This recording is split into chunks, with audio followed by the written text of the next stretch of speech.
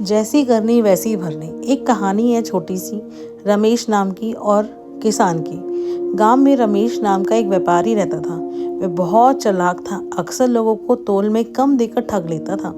किसान अपनी मेहनत की फसल बेचने जाते, लेकिन रमेश उन्हें सही पैसे नहीं देता। लोग मन ही मन दुखी रहने लगे, पर मजबूरी में कुछ नहीं कह पाते थे, क्योंकि मजबूरी में कभी कभी हमें गलत भी सहना पड़ता है।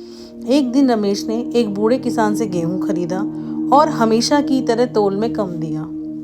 किसान ने कुछ नहीं बोला, बस मुस्कुराकर बोला, बेटा याद रखना, जैसी करनी वैसी भरनी। आज आप जैसा करोगे वैसा ही आपको भगवान देगा। रमेश ने इस बात को मजाक में उड़ा दिया, अरे ये तो बुढ़ा है, किसान पागल हो गया है, कुछ नहीं होता है ऐसे।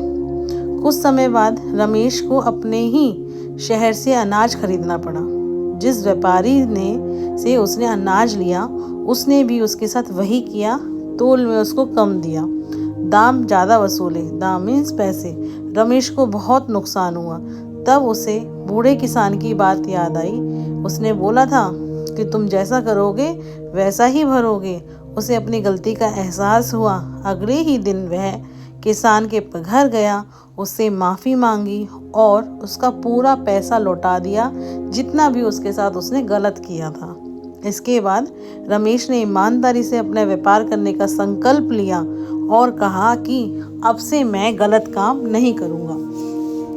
धीरे धीरे लोग फिर से उस पर भरोसा करने लगे और उसका व्यापार पहले से भी अच्छा चलने लगा। अब तो वो लोग भी जाने लगे उसके पास जो लोग नहीं जाते थे। इससे हमें क्या शिक्षा मिलती है? इंसान जैसा कर्म करता है वैसा ही फल उसे मिलता है। सच में जैसी करनी वैसी भरनी। बोलो जय श्री राम।